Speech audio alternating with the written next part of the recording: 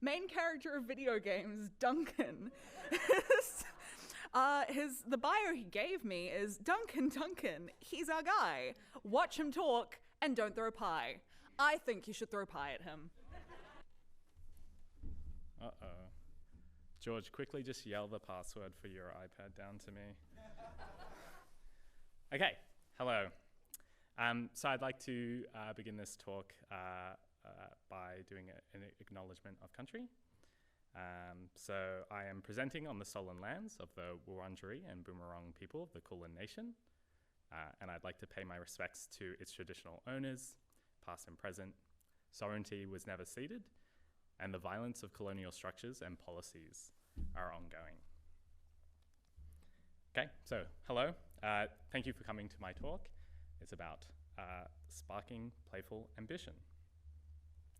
So just as a quick introduction to myself, my name is Duncan Corrigan, and I'm a game designer and artist, and I make mostly small games with my friends, though more recently I've been making some more solo stuff, more inquiry-driven stuff, mostly around what it means to play and how we inspire playfulness in each other. I also help co-run Serenade with my friends Quail Moreno, George Mack, Kaveh Tabar, and Jay Stewart. You may have seen our talk yesterday, but if you didn't, we're a Sydney-focused collective that hosts game exhibits highlighting the weird and wonderful. And for those paying close attention to the title slide, you may have also noticed, yeah, that's me on the skateboard too. So here's a quick overview of what I'm going to cover today, starting with this idea of shared ideologies of play and how they, perhaps surreptitiously, kind of influence how we engage with the world around us. Then kind of looking at what an interrogation of these ideals looks like and how it might change the way we think about making games. And then finally, sort of touching on maybe more holistic goals of sort of a post-conventional embracement of play that might help us transcend the sort of social and political structures that we may feel trapped in. So what does it mean to play? Woof. Huge question. Do I really want to start my talk by trying to answer this? Well, this is me in 2019 trying to answer this question at Freeplay. And here I am as a baby, and that's my mother lifting me up against some white flower blooms. Here I am with my sisters and my dad playing on a playground. And wow, look, that's me as a sexy air hostess with legs for days. I think what I'm trying to say is that maybe trying to define what it means to play isn't actually that relevant for this talk. In Brian Sutton Smith's book, The Ambiguity of Play, he posits that play is vague and possibly easier to describe than define. And I kind of feel like that's probably right. Like, unless you're a games academic, play is probably more readily described than defined. Probably more readily observed. You know it when you see it. More readily embodied. You know when you feel it. So we all kind of have a sense of what it means to play. So instead of trying to define it, I ask, how do we, you and I, form our ideas of what it means to play? And what effect do those formal ideas have on our practice of it? So, video games perhaps present the most privatized ideal of play, and as a mainstream medium, the video game marketplace, along with other entertainment marketplaces, perpetuate an ideology of play that is necessarily commodified, and thus stress the artifact as a requisite of play. That is to say, we are led to believe that there is no play without a game. Stephanie Bullock and Patrick Lemieux talk about this in their book Metagaming, talk about the fetishization of commodities and how it obfuscates our practice of play. They sort of propose that the biggest trick that the video game industry has ever pulled on us was convincing us that video games were games in the first place, because they're not. They're toys, they're tools, they're instruments that we use to make metagames. So we play a vital role in making games, but we may not necessarily be aware that we are, or that we do.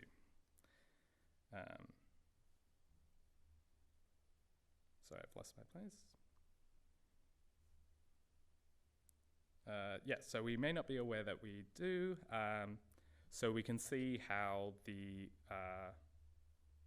formal structures surrounding those games that we make might crystallize into our ideology of play. On the design side then, we can get into this kind of spiral of formalism. If we're attributing our practice of play to specific forms, then naturally a lot of effort is going to be poured into realizing that form at greater fidelity. And you can kind of see this kind of formalism and homogeny in like AAA game spaces. And lastly, with ideologies of play so heavily tied to artifacts and constructs, our practice of play becomes entwined in bodies of power, be it capital-driven or political. So as an analogy, I'd like to invite you to picture a playground, okay? When we play on the equipment, our practice of play is pretty nuanced and often subversive. And I'd argue that perhaps our most memorable and transformative experiences occur when we find new and unconventional ways of interacting with the equipment, running up the slide for the first time, or jumping off the swings. Yet, at the end of the day, the form of the playground remains unchanged. So we see how all those multitudes of experiences, all that nuance, may become wrongly attributed to its specific form. We then understand play in this formal way. Swings, slides, and monkey bars. Okay, so what's the big deal with this anyways? If our idea of play stresses artifacts? Well, I think there's two major consequences of this. Firstly, our ideologies of play have a real influence on the ways that we practice it.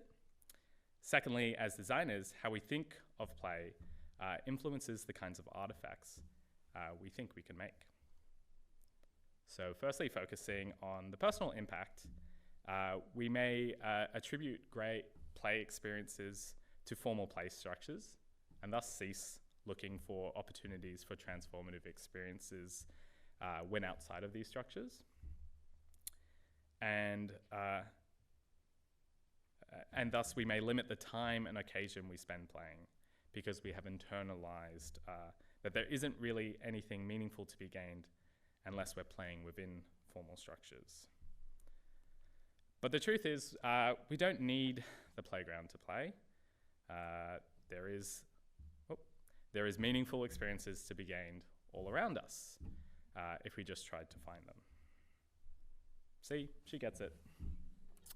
And if you think we need structures to play off, then explain what's happening here. When we look out the car window.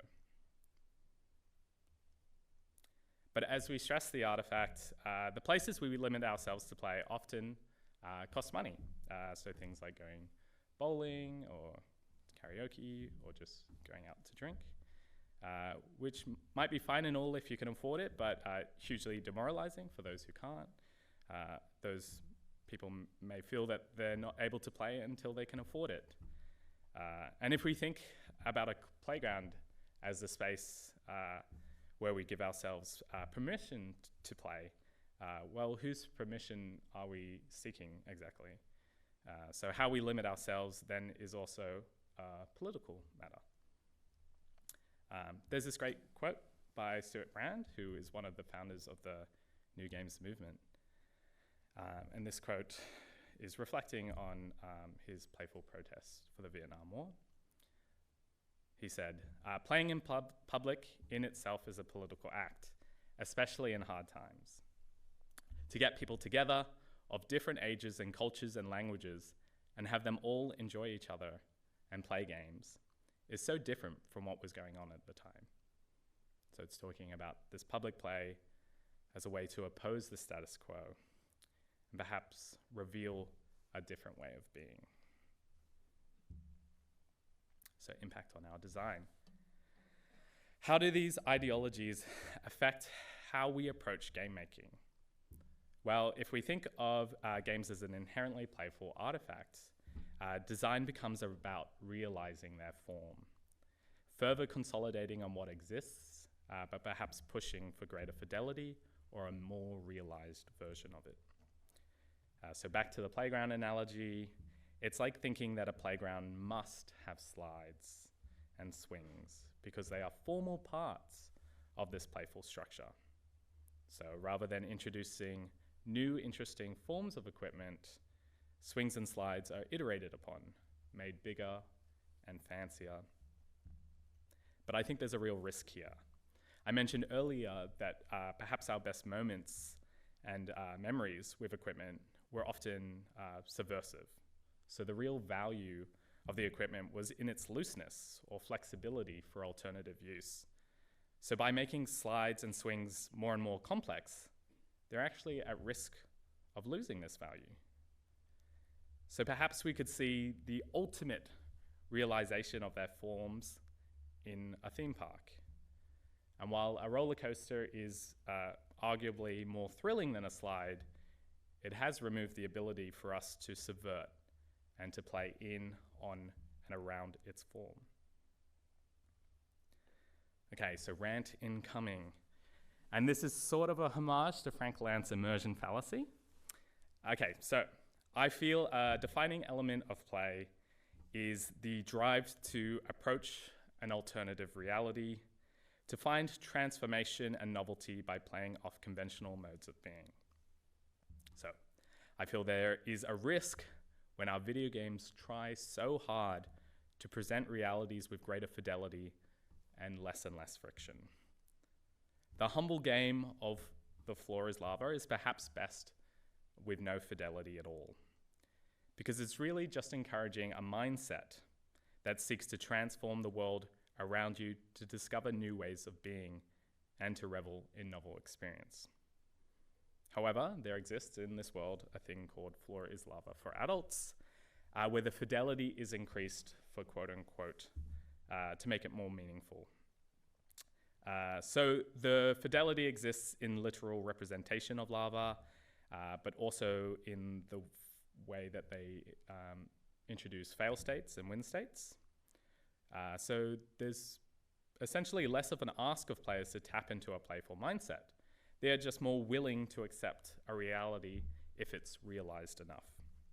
With an ideology that stresses artifacts and constructs, with growing expectations for those things to deliver us a new reality without the need for our own creative imagination, we approach a world where the only realities that currently exist can exist, or new realities can only be pushed by those with enough power to deliver them fully resolved.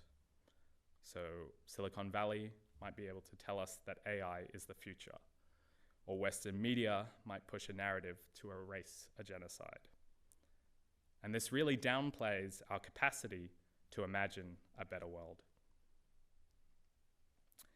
So we may want to interrogate our ideological concepts of play, de-emphasizing the artifact to recognize our role in play and our inherent capacity to play beyond formal play structures, untying our practices of play from capitalistic systems and political powers to discover more occasions, time, and places to play.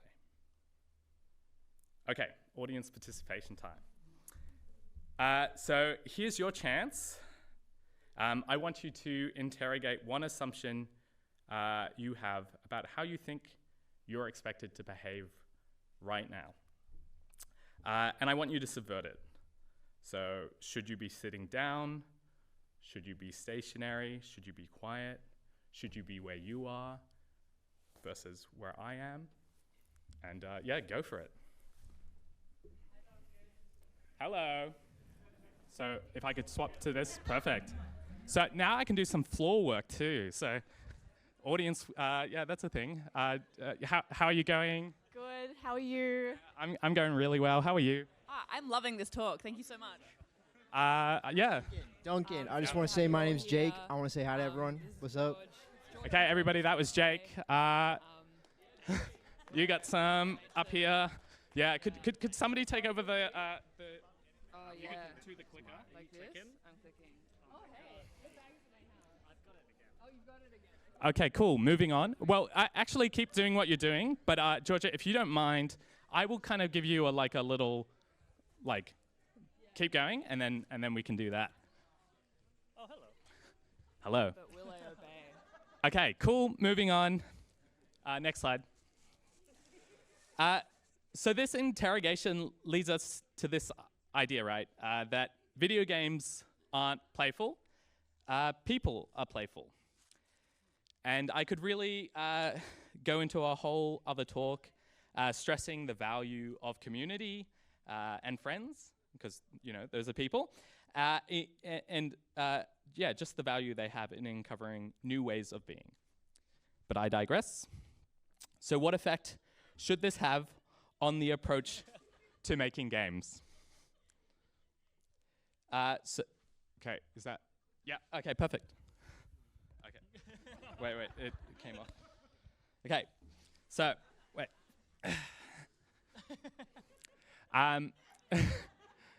So, if games aren't inherently playful objects, then its ultimate potential lies in its ability to spark the playful ambition of a player.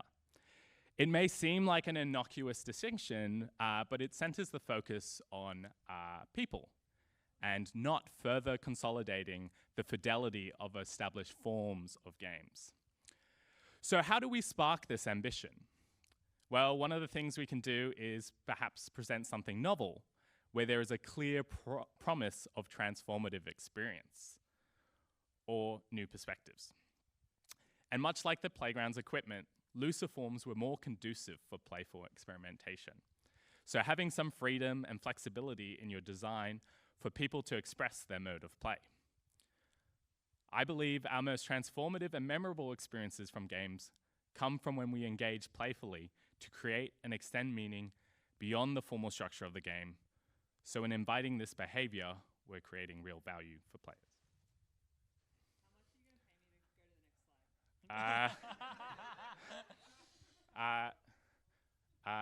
It is $2? Is that? $2. We'll do it for this slide, and then we'll renegotiate. Okay. God, there's a couple more slides. Okay.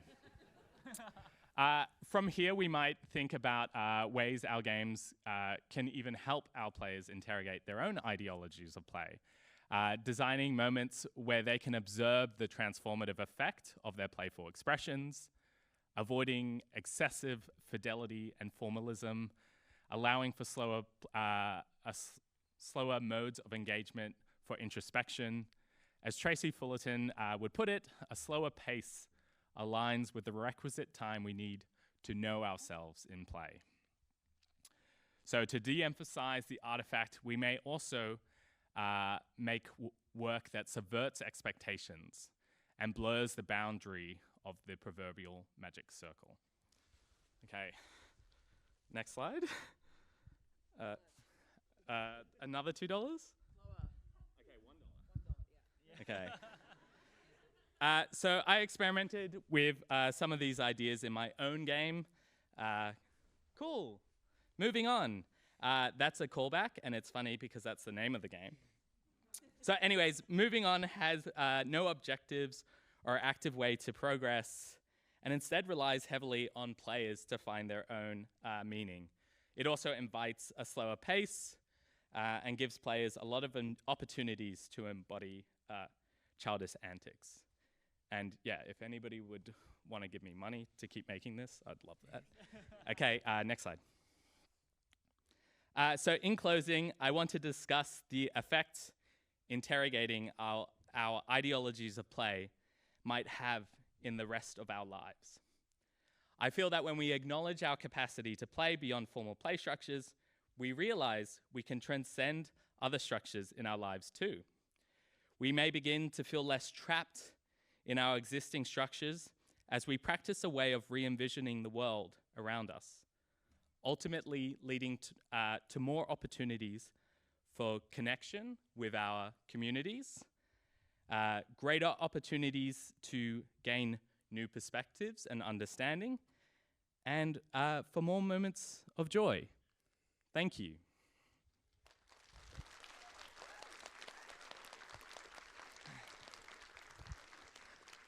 And for anybody who was at the Serenade talk and wanted to follow us on Twitter, and we were so disorganized that we didn't have, it's there, so if you are curious. But yeah, I'm open to questions now.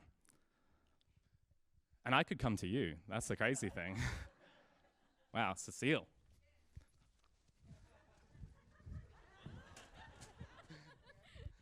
Thank you. We're just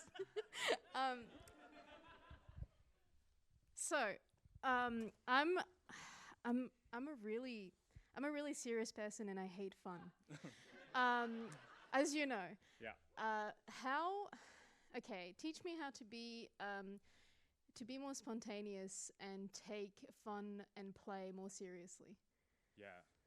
How do you take it more seriously? Yeah. Okay, so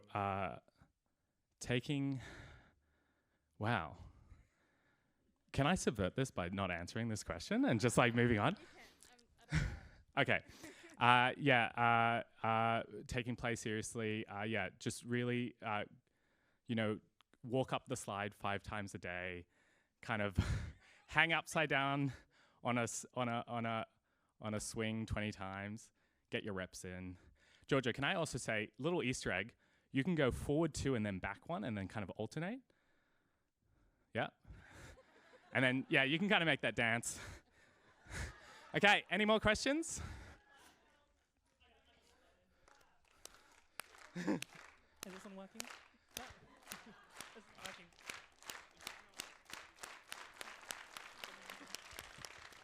Oh.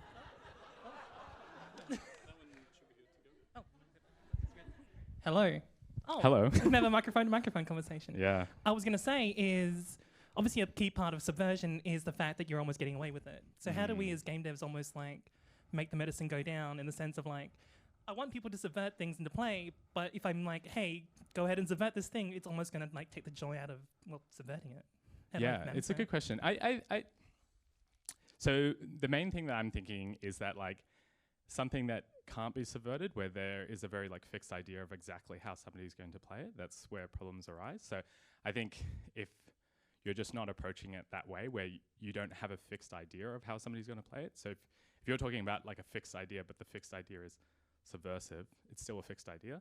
So you just kind of got to let go of the idea that you have any control of what that end experience will be. So it's more like opening up space rather than it like being like, oh, this is the time for you to be Yeah, playing. because I think ultimately it's like, okay, well, here's an opportunity for somebody to be inspired to play, but what if my game doesn't do that for them?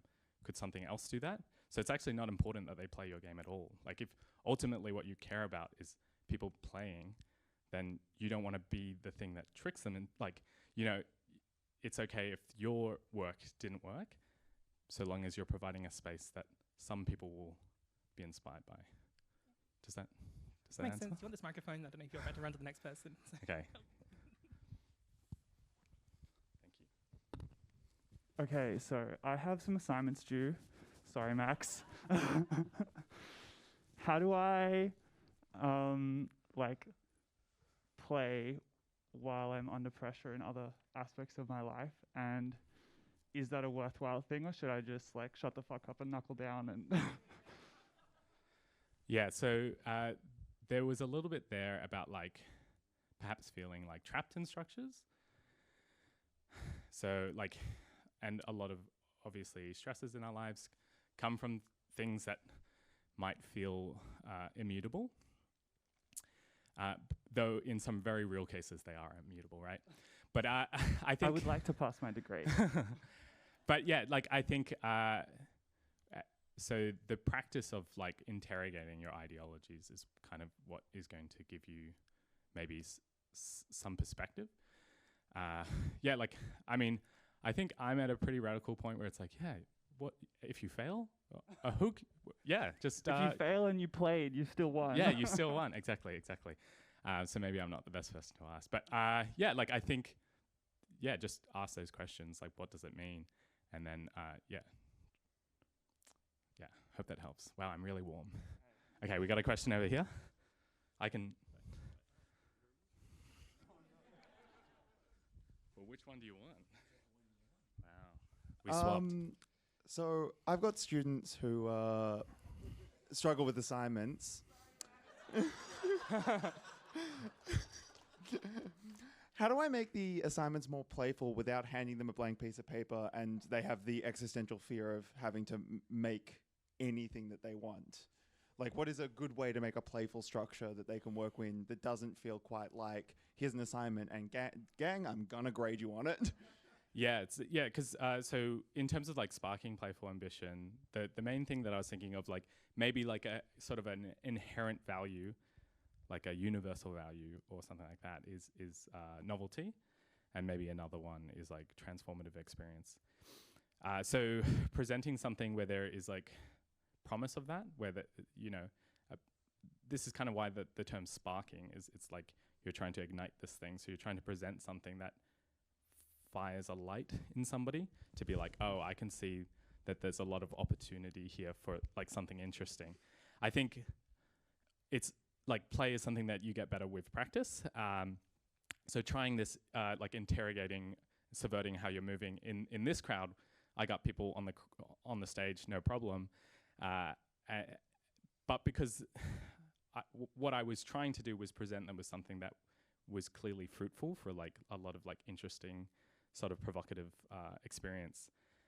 But also these people were very playful already in the first place. So it's like, how do you ease somebody into that, right? But it's a tricky question. But yeah, I think yeah, presenting something that where there's like sort of a clear promise of sort of a meaningful experience. But yeah, then a looseness or a flexibility for them to really express themselves within that.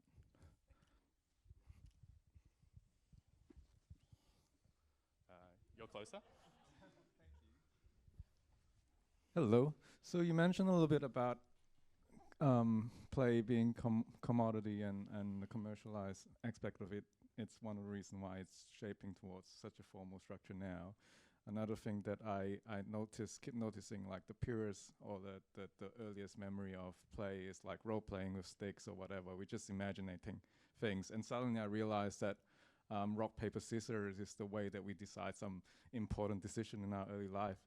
I feel like some sort of competitiveness has seeped into what we imagine play as well. Do you find that's another thing that the reason we formalize thing and it's steering away towards a genuine play?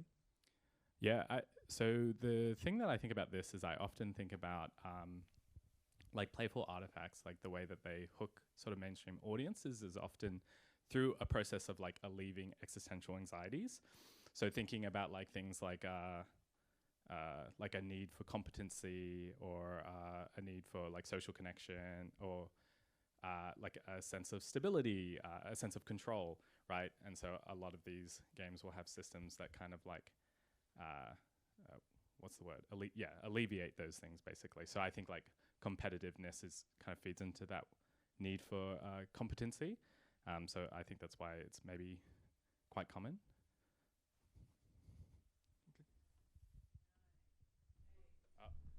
And if I'm not on the stage, I die. 3, 2, 1. Kill him!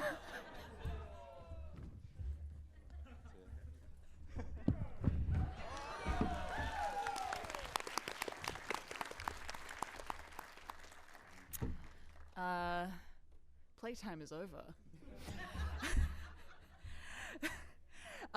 Thank you to our God King Duncan. Thank you.